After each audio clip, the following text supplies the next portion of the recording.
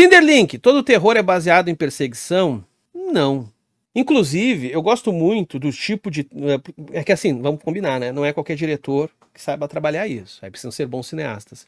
Mas um tipo de terror que eu gosto bastante, que sabe trabalhar clima, sabe? Climão. Que o terror, ele não é exatamente um evento específico, assim, do tipo, uma coisa terrível aconteceu, ou tem um monstro atrás de mim, ou, sabe, assim, ele não tem um objeto definido, né? Não sabe bem direito o que tem de terrível ali, mas tem algo terrível, e esse terrível tá na dimensão da atmosférico, né? Ou seja, é um lugar que dá medo, é uma sensação de desconforto, de estranhamento e tal, mas o que exatamente está acontecendo às vezes não fica claro. E eu gosto muito de filmes assim, eu acho que alguns cineastas, eu acho que souberam trabalhar isso. Bom, um que eu sempre elogio aqui, o Andrei Tarkovsky, né? Eu acho que o Tarkovsky, o pessoal, ninguém pensa nele como um cineasta de filme de horror, porque os filmes dele não se encaixam nesse gênero. Aliás, até é difícil encaixar os filmes dele em algum gênero, mas eu acho que ele tem alguns momentos bem assustadores, assim, né? O David Lynch, agora que morreu recentemente, o David Lynch sabia trabalhar isso muito bem, assim, de sensações muito desconfortáveis, sem que não tenha nada objetivamente terrível, não tem nenhum monstro, não tem nada, mas às vezes tu tem um desconforto, assim, absurdo, né? E claro, tem filmes que misturam isso, né? Eu acho que um filme que faz isso muito bem é agora ele fez agora o Nosferatu, mas eu ainda acho que eu acho que é ainda um filme que talvez ainda seja ainda mais potente nessa relação, porque o Nosferatu é meio óbvio, né? Tem o vampiro, mas eu acho que um filme que talvez seja mais eficiente nisso que eu tô querendo falar é o A Bruxa, desse mesmo diretor, né? A Bruxa, eu acho que é um filme que tem um certo monstro, na medida em que até no título já tá escrito, tem a bruxa, mas se vocês forem ver, a bruxa em si tem muito pouco, né? O que você tem é um clima ali, um clima de desconforto, é o ambiente é assustador, né? Então, não, nem todo filme de terror é baseado em perseguição. Eu acho que talvez dava para refinar essa pergunta e dizer, todo filme de terror é baseado em ameaça? Essa é uma boa pergunta. Em senso de ameaça, para nos dar medo. Talvez sim, mas não necessariamente perseguição. Fala um pouco sobre a força que o verso aforismo tem a mais que a prosa e se isso envolve significantes também. Existe algum estudo sobre? Cara, deve ter estudo sobre isso, mas eu não sei te mencionar um. É que assim, vamos lá, o verso aforismo, não é que ele tem uma força a mais, eu acho que assim, são forças diferentes, né? Agora, o que é interessante sobre a produção de verso, de aforismo, é de você, de alguma maneira, conseguir, pelas palavras, afetar com mais força, tá entendendo? Vamos lá, para isso não ficar tão, né, para quem não está acompanhando aqui, às vezes não está acostumado com essa discussão, vamos explicar, vamos comentar isso de outra forma. Por que música nos toca? Inclusive, às vezes toca para irritar. Nós vai descer. Pior que eu gosto do Nós Vai Descer. Eu não sou desses haters do Nós Vai Descer. Mas quem tem muito ódio, isso também é um afeto, né? Então nós vai descer lá para BC. Mas assim, o que eu quero dizer é o seguinte, a música, aí a letra da música, né? Ela, às vezes ela nem faz tanto sentido, ou o sentido dela tá em outras circunstâncias, assim, tipo, não é um sentido claro, ou é um sentido que só alegórico, sei lá, tá entendendo? E é doido como isso nos afeta, né, cara? Isso assim, tem nos pega. Às vezes a gente acha belo um determinado verso, que se ele fosse traduzido em prosa, a gente ia achar um texto tosco. Então, tem uma capacidade de impacto muito grande, e é por isso que alguns filósofos também escolheram escrever por aforismo, tipo Nietzsche, que a gente estava falando aqui. Porque o aforismo, ele tem essa capacidade também de um certo impacto afetivo que é muito grande. E é sempre bom lembrar, tá? Sempre para corrigir aqui, pra gente ter esse vocabulário claro, que quando eu falo de afeto, ou afetividade, ou coisa que seja, sempre bom lembrar que eu tô falando muito num sentido a lá Spinoza, ou seja, o afeto não é só emoção, o afeto também é razão. Então, quando a gente se sente afetado por alguém que parece muito inteligente, que fala coisas sensatas, isso também ou seja, a gente mesmo por um viés racionalista, isso ainda é afeto. Então, o aforismo, o verso, parece que ele é mais eficiente para fazer isso, às vezes, do que a prosa. Link, amanhã eu vou apresentar meu TCC. Alguma dica? Teu TCC tá bom? Se o teu TCC tá bom, defenda-o, tá? O nome desta porra que você vai participar é defesa. Defesa. Eu sempre orientava meus alunos e tal, olha, você acredita no que você escreveu? Você acha que é bem fundamentado? Acho.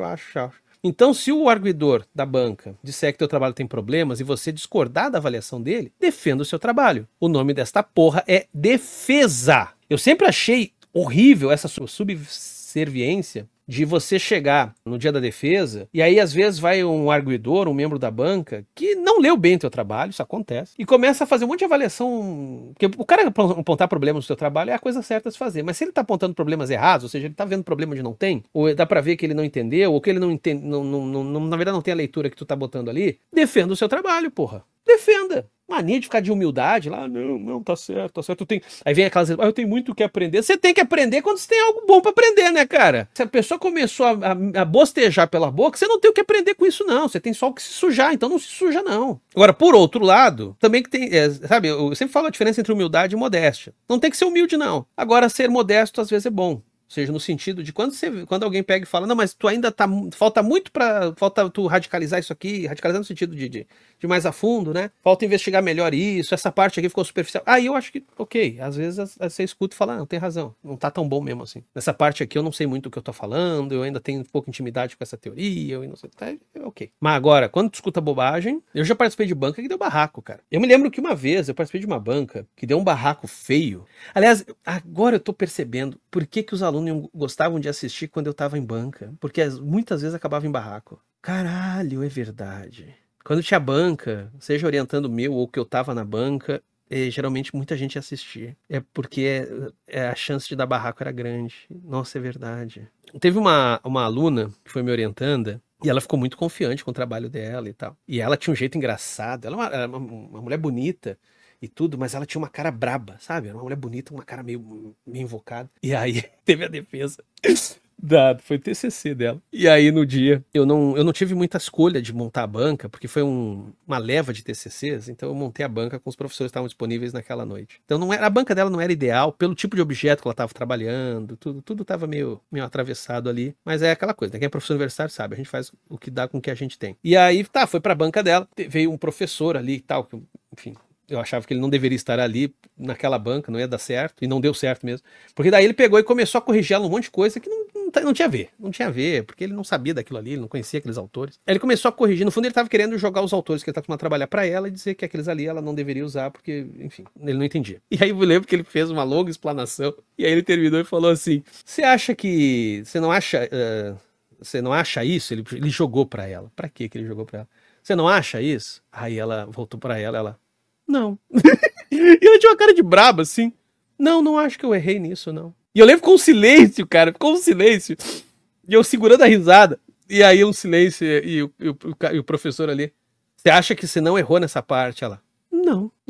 Posso explicar de novo se o senhor quiser, mas eu não errei. Então, assim, com um climão. Eu lembro que eu olhei pra trás, assim, que era uma turma só de guria, quase. Eu olhei pra trás, tava todas as gurias assim...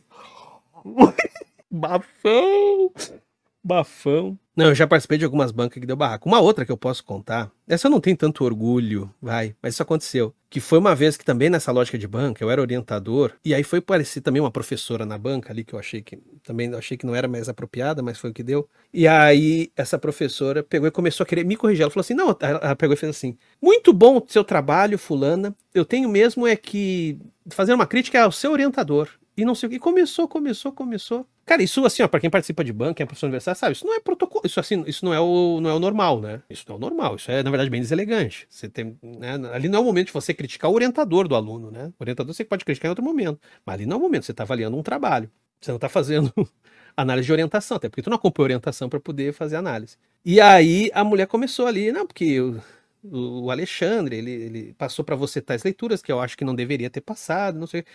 E começou, eu só fiquei ouvindo. E aí, quando ela terminou de falar, meu Deus, foi um barraco, cara. Eu lembro que eu falei assim, olha, você acha que essas leituras não são apropriadas? Porque tu tá desatualizado há 50 anos, dá pra ver, tu nem publica mais artigo. Tu tá pra ser aposentado, a última vez que tu publicou artigo ainda era século passado e tal. E aí eu comecei, né? Nossa, foi um barraco. Eu lembro, aquele sim, assim, ó, eu lembro que a sala lotou, não parava de chegar gente no meio da confusão, porque com certeza estavam avisando pro outro pelo WhatsApp, vem cá, corre aqui, tá tendo barraco na banca. Aí começou a entrar gente, a sala começou a lotar, tinha gente de pé, tinha gente sentada. Nossa, cara, nossa. Eu lembro que naquele dia eu fui falar, aquele barraco escalou tanto, que naquele dia eu fui falar com a minha chefe, eu falei, só se quiser me demite hoje. Que eu falei pra ela, eu sei que eu fui rude, mas eu não vou engolir esse tipo de coisa, não. Porque era uma professora muito respeitada ali e tal, mas, porra, não, também não vou engolir sapo. Mas enfim, já teve alguns barracos assim de banca que são engraçados, cara. Alguns tantos. Engraçado que assim, mestrado e doutorado já não rolava isso tanto, né? Eram as bancas de TCC. É engraçado isso até. As de mestrado e doutorado, elas são mais... parece que elas são mais caretinha e tal, e aí não tem muito espaço pra tanto barraco. Agora as de TCC, banca de TCC, muitas vezes acabam em barraco. Eu não ataquei ela de etarista. Eu não fui etarista. Eu falei que ela estava desatualizada, porque ela estava desatualizada. Entendeu? A mulher quis falar que tais autores não se devia usar porque ela não conhecia. Já vez que publicou artigo ainda foi no século passado, porra. É culpa minha agora? Esse vídeo é um corte da Live do Caos que acontece no canal do Quadrinhos da Sarjeta todo domingo à noite por volta das 9h30, geralmente. Então curta e compartilhe este vídeo. E se inscreva lá no Quadrinhos da Sarjeta, assim como aqui no Cortes da Sarjeta, pessoa vagabunda.